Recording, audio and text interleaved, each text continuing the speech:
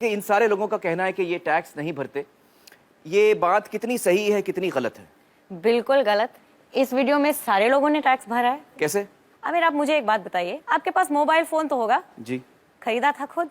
नहीं, मैंने मैनेजर ने लिया था मेरे लिए। हाँ। यहाँ पे किसी ने तो अपना मोबाइल फोन खरीदा होगा। मोबाइल फोन के जो बक्से के पीछे वो पर्ची है, उसको ध्यान से देखा था? उस पे क्या लिखा हुआ है? Inclusive of taxes. तो जब मोबाइल फोन खरीदा तो आपने भी टैक्स दिया, सभी ने टैक्स दिया। और जब मोबाइल फोन का बिल भी भरते हैं तो उस पे भी टैक्स देते हैं। लेकिन हर आदमी तो मोबाइल फोन नहीं खरीद पाता। मोबाइल फोन को छोड़िए, अगर आप सोचें आपके रोज की जिंदगी में सुबह से लेकर शाम तक जिन सभी चीजों का आप प्रयोग करते हैं वो कहीं से आपने खरीदा तो टैक्स दिया। टूथपेस्ट खरीदा, टैक्स भरा। ब्रश खरीदा, टैक्स भरा। कोम खरीदा, टैक्स भरा। खाने पीने की चीजों पर भी टैक्स पड़ता है। जो कुछ भी पैकेज से आपने खरीदा, चिप्स खरीदा, पैकेज नमक खरीदा या चीनी खरीदा, उस पे टैक्स। दाल खरीदी, उस पे टैक्स। चाय की पत्ती, उस पे टैक्स। तो हर चीज पे टैक्स लगता ही है। जब सभी ने कहा यहाँ पे कि उन्होंने टैक्स नहीं भरा, उनके मन में एक ही सोच था, मेरी आमदनी नहीं है या शायद कम है, जिसकी वजह से मैंने अपना इनकम टैक्स नहीं भरा। बट असल में दो टाइप के टैक्स होते हैं। एक डायरेक्ट टैक्स, जिसका एक उदाहरण है हमारा इनकम टैक्स, और दूसरा इनडायरेक्ट टैक्स। और अगर इन आंकड़ों को ध्यान से देखोगे तो पता लगेगा कि ये जो 1/3 टैक्स केवल ही वो है जो हमारी डायरेक्टली इनकम टैक्स वगैरह से सरकार में आपका पैसा पहुंचता है। जी जी जी। बाकी जो टैक्स है, जो बड़ा हिस्सा है वो अपने इनडायरेक्ट टैक्स से आता है। जो चीजें हम खरीदते हैं सबसे ज्यादा वहां से आता है। 2/3 वहां से आता है। बिल्कुल, सुबह से लेकर शाम तक टैक्स भरते रहते हैं हम। तो इसका मतलब ये हुआ कि हर हिंदुस्तानी, चाहे वो गरीब आदमी हो, अमीर आदमी हो, टैक्स भरता है। बहुत बहुत शुक्रिया यामिनी जी हमसे बातचीत करने का। Thank you so much. Thank you.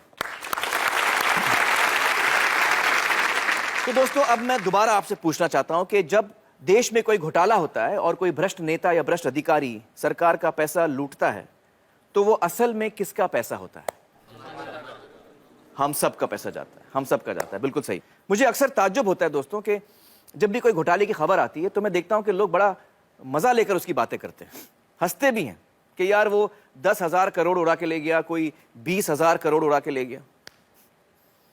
इस दफा जब आप कोई घोटाले की खबर पढ़ें तो ये जानकर पढ़ें कि किसी ने हमारे रोज की मेहनत की कमाई का पैसा लूटा है। अच्छा, मुझे बताइए कि यहां पर कौन कौन है जिनकी पर्सनल वेल्थ यानी खुद की संपत्ति 10 लाख से ज्यादा है? आप हैं 1 2 3 4 5 6 लोग हैं। तो बहुत ही कम लोग हैं यहां जिनको लगता है कि उनकी संपत्ति 10 लाख से ज्यादा है। चलिए दोस्तों, अब हम अपने अगले मेहमान से मिलते हैं, श्री शुभ्रत दास, जो centre for budget and governance accountability इस नाम की संस्था के साथ काम करते हैं। आइए शुभ्रत जी। हमने शुभ्रत जी को जिम्मेदारी दी थी कि ये हमें बताएं कि हमारे देश की संपत्ति यानी हमारी नेशनल वेल्थ कितनी है। बताइए शुभ्रत जी, आपके खोज में क्या सामने आया? आमिर, आपने हमें समय बहुत कम दिया, इसलिए ये आकलन हम लोग पूरा तो नहीं कर पाए हैं। जी, जी। फिर भी 2 बड़े चीज़ों का आकलन हमने किया है। जी। एक है हाइड्रोकार्बन रिजर्व्स, जी, जिसमें आता है क्रूड ऑयल, नेचुरल गैस, कोल और लिग्नाइट, मतलब कच्चा तेल, कोयला वगैरह। और दूसरा है अदर मिनरल रिसोर्सेज, मतलब खनिज भंडार। कुछ 84-85 अलग अलग तरह के मिनरल रिसोर्सेज हैं, जिसका लगभग आधा हम लोगों ने इस एस्टिमेशन में कवर कर लिया है। आधा ही किया आपने? जी। मतलब जो मैंने आपको काम दिया था वो आप पूरा नहीं कर पाए? उतना ही डेटा मिल रहा है। मैं समझ सकता हूँ, मजाक कर रहा हूँ मैं। पूरे देश की संपत्ति का अंदाजा लगाने चलें तो उसमें बहुत वक्त लग सकता है। बिल्कुल सही कह रहे हैं आप। और इस वक्त में आप सिर्फ 1.5 चीजों का अंदाजा लगा पाए। बिल्कुल। तो आपके इस अंदाजे में क्या सामने आया? आंकड़ा क्या है आप मुझे बताइए। मैं यहाँ पर आंकड़ा लिखूंगा। काफी बड़ा है, 5,000। 5,000 से शुरू कीजिए। अब मैं जब तक आपको ना रोकूं आप उसमें और 0 ऐड करते जाइए। जब तक ना रोकें आप? जी। अच्छा, कुछ और जीरोस लगाइए। तो ये तो बोर्ड खत्म हो गया शुभ्रत जी।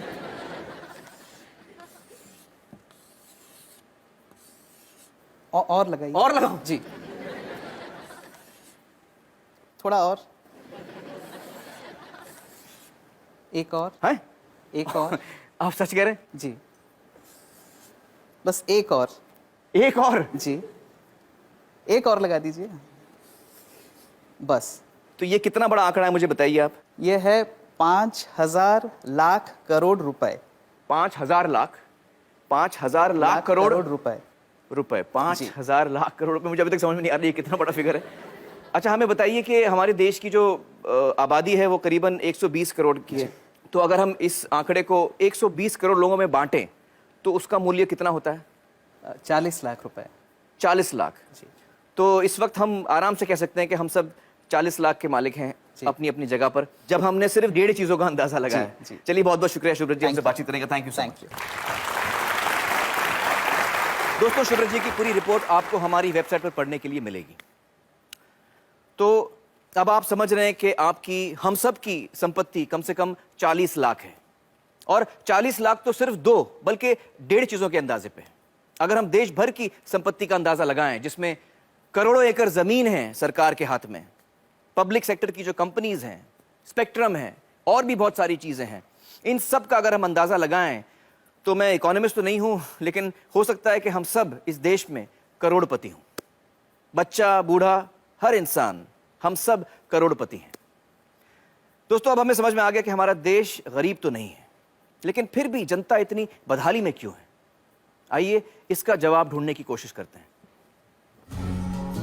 हिंदुस्तान की धरती को तरह तरह के कुदरती खजानों का वरदान मिला है। हमारी धरती के अंदर ऐसी कीमती प्राकृतिक संपदा छिपी है जो हम सबकी साझी है। लेकिन जहां हमें एक ओर ये वरदान मिला है, वहीं दूसरी ओर जनता के इस खजाने को कुछ गिने चुने लोग और उनकी निजी कंपनियां लूट रही हैं। इसकी एक शर्मनाक मिसाल कर्नाटक के बेल्लारी में सामने आई। प्राकृतिक संपदा से समृद्ध दक्षिण भारत के इस खूबसूरत इलाके का आज ये हश्र कर दिया गया है। बेल्लारी के पहाड़ों से बेहतरीन क्वालिटी का कच्चा लोहा निकलता था। कुछ प्राइवेट कंपनियों ने अवैध तरीके से खनन का पूरा कारोबार अपने हाथों में ले लिया। मुनाफा बढ़ाने के लिए कई गैर कानूनी हथकंडे अपनाए गए। इस घोटाले की जांच कर्नाटक के तत्कालीन लोकायुक्त जस्टिस संतोष हेगड़े ने की। उनकी जांच में यह बात निकलकर सामने आई कि किस तरह से देश की संपत्ति को लूटा गया। कहीं प्रतिबंधित इलाकों में खनन हुआ, कहीं बिना अनुमति के जंगलों को उजाड़ दिया गया, और कहीं तय सीमा से कहीं ज्यादा खनन किया गया। उनकी रिपोर्ट के अनुसार इस घोटाले से जो नुकसान देश को हुआ, उसकी कीमत है 16,000 करोड़ रुपए। सार्वजनिक संपत्ति को निजी स्वार्थ के लिए हड़पने के इस तरह के कई मामलों को काफी नजदीक से देखा है जस्टिस संतोष हेगड़े ने। Thank you so much for joining us justice Hegde. Sir, आपने हमारे देश के एक बहुत बड़े घोटाले की जांच की है जो बेल्लारी माइनिंग स्कैम के नाम से जाना जाता है। आपकी तहकीकात में क्या सामने आया? जिस तरीके से वहाँ हमारे देश के प्राकृतिक संसाधनों की लूट हुई, जो असल में नागरिकों की संपत्ति है, वो विश्वास के परे है। उनके दिमाग में सिर्फ एक ही चीज थी, पैसा बनाना किसी भी कीमत पर। सरकार को जो पैसा उस वक्त हर एक मैट्रिक टन के खनन के लिए दिया जा रहा था, वो था सिर्फ 27 रुपए प्रति टन। और उसी 1 टन के लिए एक्सपोर्टर्स माल कहाँ भेज रहे हैं, कितनी दूर भेज रहे हैं, उसके हिसाब से 6 से 7 हजार रुपए कमा रहे थे। ओ बाप रे। जब वो लोग इस काम में उतरे तब कुछ नहीं था उनके पास, पर देखते ही देखते 2-2, 3-3 हेलीकॉप्टर, हवाई जहाज, उनके उड़ने के लिए रनवे, सब कुछ बना लिया उन्होंने। सोने के सिंहासन बना लिए उन्होंने अपने लिए। मैंने जो अपनी रिपोर्ट दी थी उसमें क्या सामने आया कि कर्नाटक के 3 मुख्यमंत्री दोषी पाए गए। उसमें वो मुख्यमंत्री भी शामिल थे जो उस वक्त सत्ता में थे। 9 और मंत्री भी दोषी पाए गए थे। उसके अलावा 797 अधिकारी, जिसमें 14 IAS अफसर थे, कर्नाटक एडमिनिस्ट्रेटिव सर्विस के अफसर थे, और कई और विभागों के अफसर, सब शामिल थे। मतलब लगभग पूरा प्रशासन इसमें शामिल था। मुझे लगता है कि हम सब के लिए एक बात समझना बहुत जरूरी है, खासतौर से जो नौजवान यहाँ बैठे हैं, कि जिस तरफ हम जा रहे हैं, अगर हम इस बर्बादी को यहीं नहीं रोकेंगे, इस पर अंकुश नहीं लगाएंगे, तो हम बहुत मुश्किल में फंस जाएंगे। देखिए, 1950 के दशक में एक घोटाला हुआ था, जीप स्कैम। उसमें देश को 52 लाख रुपयों का नुकसान हुआ। उस वक्त के हिसाब से एक बड़ी रकम थी, पर फिर भी आप देखिए कि 52 लाख में कितने जीरो होते हैं। और भी कई घोटाले थे, LIC में मुंद्रा घोटाला, भारत बैंक का डालमिया घोटाला, नगर वाला स्कैम सेंट्रल बैंक में। हर साल घोटाले होते थे। सोचने वाली बात यह भी है कि सब घोटाले तो बाहर भी नहीं आते हैं। 100 में से कोई 1 या 2 ही जनता के सामने आ पाते हैं। अब 2010 पे आते हैं, कॉमनवेल्थ गेम्स, 70,000 करोड़ का घोटाला। 2G scam, 1,76,000 crore. 2012 पे आइए, कोलगेट घोटाला, 1,86,000 करोड़। अगर 1,86,000 करोड़ रुपए का एक घोटाला होता है, तो देश की अर्थव्यवस्था पर क्या असर होगा, आप अंदाजा लगा सकते हैं। 1987 में देश के प्रधानमंत्री ने क्या कहा था वो याद कीजिए। स्वर्गीय राजीव गांधी ने कहा था कि सरकार 1 रुपया गरीबों के लिए खर्चती है तो उसमें से सिर्फ 15 पैसे ही उन तक पहुंचते हैं। कुछ वक्त पहले कर्नाटक में हमने पढ़ा कि गरीबों को 1 रुपए किलो चावल देने की घोषणा हुई है, जिसके लिए सरकार एक मोटी रकम खर्च कर रही है। कुछ हफ्ते ही बीते थे कि अखबारों में ये रिपोर्ट्स आनी शुरू हो गईं कि जो पैसा गरीबों को 1 रुपए के हिसाब से चावल देने के लिए खर्चा जा रहा है, उससे जो चावल खरीदा जाता है वो या तो एकदम सड़ा हुआ होता है, या जहां अच्छे चावल की खरीद हुई है वहां उसे गोदामों से चुरा चुरा के प्राइवेट लोगों को दे दिया गया है। इस तरीके से पैसे की लूट हो रही है। कैसे बच पाएंगे हम? सर, इस तरह के घोटालों का, भ्रष्टाचार का आम लोगों की जिंदगी पर कैसे असर पड़ता है? आप अपने रोजमर्रा के खर्चों को देखिए।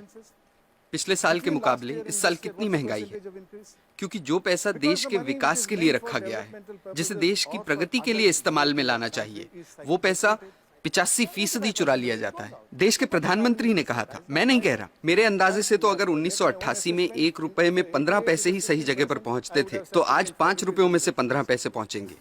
ये हो रही है हमारी तरक्की। हम लोग, आप हेल्थ केयर को लीजिए। सरकारी अस्पतालों को काफी नजदीक से मैंने देखा है कि वहां क्या हो रहा है। मैं आपको एक मिसाल देता हूँ। 2010 में एक गांव की महिला डिलीवरी के लिए सरकारी अस्पताल आई। उससे पैसे मांगे गए, उसके पास पैसे नहीं थे। अस्पताल ने साफ इनकार कर दिया। महिला के साथ जो व्यक्ति था वो पैसों का इंतजाम करने गांव भागा। फिर अस्पताल वालों ने महिला को कहा कि यहाँ मत बैठो, बाहर जाओ। वो बेचारी उस हालत में सड़क पार करके बाहर बस स्टॉप पर जाकर बैठ गई। जब तक पैसों का इंतजाम होता, बाहर उसी बस स्टॉप पर उसकी डिलीवरी हुई। ये किस तरह के समाज में जी रहे हैं हम? मुझे लगता है कि लालच तो एक बात है, लेकिन लालची होने के साथ साथ हम अपनी इंसानियत भी पूरी तरह से खो रहे हैं। हम इंसान से शैतान बन रहे हैं। हमें इस बात से कोई फर्क नहीं पड़ रहा कि दूसरे लोगों के साथ क्या हो रहा है। हर जगह, हर डिपार्टमेंट का यही हाल है। कुछ ईमानदार लोग भी हैं। मैं ये नहीं कह रहा कि सभी 125 करोड़ लोग बेईमान हैं, लेकिन ज्यादातर लोग मजबूरी में ईमानदार हैं, क्योंकि उनके पास बेईमानी करने का मौका ही नहीं है। आज के हालात ऐसे हैं कि एक आदमी जो बड़े ओहदे पे है, वो अगर दूसरे पर उंगली उठाकर कहता है कि आप भ्रष्ट हैं, करप्ट हैं, तो सामने वाला इनकार नहीं करता। वो पलटकर कहता है कि आप नहीं हो क्या भ्रष्ट? That's so true. That is so true. ऐसी सोच बन चुकी है। यहाँ जो नौजवान मौजूद हैं उनसे मैं कुछ कहना चाहता हूँ। Sure, please. मेरी पीढ़ी के लोग अब हालात नहीं बदल पाएंगे। अब सिर्फ आप ही हालात बदल सकते हैं। और आपके लिए अच्छी बात यह है कि लालच सब सरहदें पार कर चुका है, सिर के ऊपर निकल गया है। अब और ऊपर जाने की जगह ही नहीं बची। आपके पास मौका है उसे नीचे लाने का। ये काम आपको जरूर करना है, मेरी खातिर नहीं, अपनी खातिर, अपने बच्चों की खातिर।